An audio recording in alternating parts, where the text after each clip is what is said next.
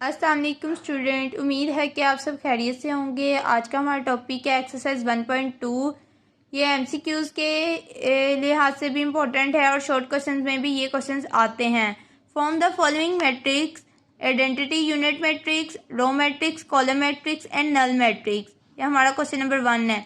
इसमें आपने आइडेंटिफाई करना है कि कौन सी मैट्रिक्स कौन सी है। रो मैट्रिक्स है, कॉलम मैट्रिक्स है, आइडेंटिटी मैट्रिक्स है, यूनिट मैट्रिक्स है या नल मैट्रिक्स है। अब ये देखें, ए वाला हमारे पास 0 0 0 0, ये हमारे पास कौन सी मैट्रिक्स होगी? ये हमारे पास नल मैट्रिक्स है। बी, ये आप बताएं ये कौन सी मैट्रिक्स है? बी इक्वल टू 2 3 4, ये कौन सी मैट्रिक्स है? ये हमारे पास रो मैट्रिक्स है। सी हमारे पास, ये हमारे पास कॉलम मैट्रिक्स है। डी ये हमारे पास आइडेंटिटी मैट्रिक्स है, जिसमें ये मैंने आपको पीछे फर्स्ट लेक्चर दिया था जिसमें मैंने आपको सारा इंट्रोड्यूस करवाया था मैट्रिक्स के बारे में। ई, ये हमारे पास नल मैट्रिक्स है। एफ, ये हमारे पास कॉलम मैट्रिक्स है। आ गई समझ सब बच्चों को? अब क्वेश्चन नंबर 2 जो है वो हमारे पास डेफिनेशंस है। From the following matrix identity, आपने इनकी आइडेंटिटी बतानी है कि अगर किसी ने मेरा फर्स्ट लेक्चर सुना हो तो उसी को इसकी समझ आएगी कि इनमें से स्क्वायर मैट्रिक्स कौन सी है, रो मैट्रिक्स कौन सी है, आइडेंटिटी मैट्रिक्स कौन सी है, रेक्टेंगुलर मैट्रिक्स कौन सी है, कॉलम मैट्रिक्स कौन सी है और नल मैट्रिक्स कौन सी है। अब देखिए, ये वाली हमारे पास रेक्टेंगुलर मैट्रिक्स है फर्स्ट, सेकंड वाली हमारे पास कॉलम मैट्रिक्स है, थर्ड वाली हमारे पास स्क्वायर मैट्रिक्स है, ये वाली भी हमारे पास स्क्वायर मैट्रिक्स है, ये वाली हमारे पास रेक्टेंगुलर मैट्रिक्स है, ये वाली हमारे पास रो मैट्रिक्स है, ये वाली हमारे पास कॉलम मैट्रिक्स है, ये वाली हमारे पास आइडेंटिटी मैट्रिक्स है और ये वाली हमारे पास नल मैट्रिक्स है। ठीक है। अब क्वेश्चन नंबर 3 इतना इम्पोर्टेंट नहीं है। ठीक है। अब हम लोग आ जाते हैं, हमारे पास है क्वेश्चन नंबर 5 और 6। ये भी पेपर्स में आता है, ये भी very important questions. Find the transpose of each of the following, इसमें हमने ट्रांसपोज लेने हैं।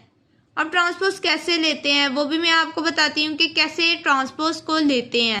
देखिए student, question number 5, find the transpose of the matrix. Transpose लेना है।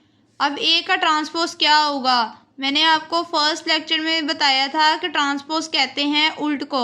अगर ये कॉलम में है तो इसको रो में बना के लिखना है। इसका ट्रांसपोज होगा 0 1 -2, ये इसका ट्रांसपोज है। इसका ट्रांसपोज होगा, अगर ये रो में है, इसको कॉलम में बना के लिखना 5 1 -6, ये इसका ट्रांसपोज है।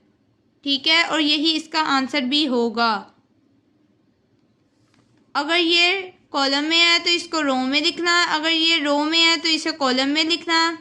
अगर ये हॉरिजॉन्टली होगा तो वर्टिकली करना, वर्टिकली है तो इसको हॉरिजॉन्टली करना। अब क्वेश्चन नंबर 6 है, ये भी बहुत इंपॉर्टेंट है, ये भी शॉर्ट में आता है क्वेश्चन नंबर 5 और क्वेश्चन नंबर 6 है हमारे पास। Verify that if a equal to, a की वैल्यू दे दी है और ए का ट्रांसपोज लेना है और फिर उसके पूरे ब्रैकेट का ट्रांसपोज लेना है। अब देखें कैसे लेंगे। पहले तो हम लेंगे इस चीज़ का, बाहर वाले का ट्रांसपोज नहीं लेंगे। ए, ठीक है, इसका ट्रांसपोज लेना है। ए की वैल्यू क्या है हमारे पास? 1 0, इसका ट्रांसपोज हम देंगे तो आएगा 1। ये जो है ये इस तरफ आ जाएगा, ये कॉलम है, ये रो में आ जाएगी 1 0 2 1। ठीक है, ये इसका ट्रांसपोज आ गया। अब इस चीज़ का ट्रांसपोज आ गया, अब हमने बाहर वाली चीज़ का ट्रांसपोज लेना है। जैसे अब देखें, ए टी, इसका ट्रांसपोज आ गया, अब इसका ट्रांसपोज लेना है। इसका ट्रांसपोज आएगा हमारे पास, इसका ट्रांसपोज आएगा हमारे पास, ये दोबारा उसी फॉर्म में बन जाएगी 1 2 0 1। ये इसका ट्रांसपोज ये आ गया और इसका ट्रांसपोज ये आ गया। ये हमारे पास लेफ्ट हैंड साइड इक्वल हो गई है राइट हैंड साइड के। क्या ये वाली चीज़ इस ए के इक्वल आ गई है? इसका मतलब हमारा ट्रांसपोज ठीक है। ये भी क्वेश्चन वेरी इंपॉर्टेंट जो कि एग्जाम्स में आता ही है। ठीक है, ये पहले हमने ए का ट्रांसपोज दिया, फिर उसके बाद इसका ट्रांसपोज लिया हमने, तो ये आंसर आ गया। ठीक है, और ये ए के इक्वल आ गया।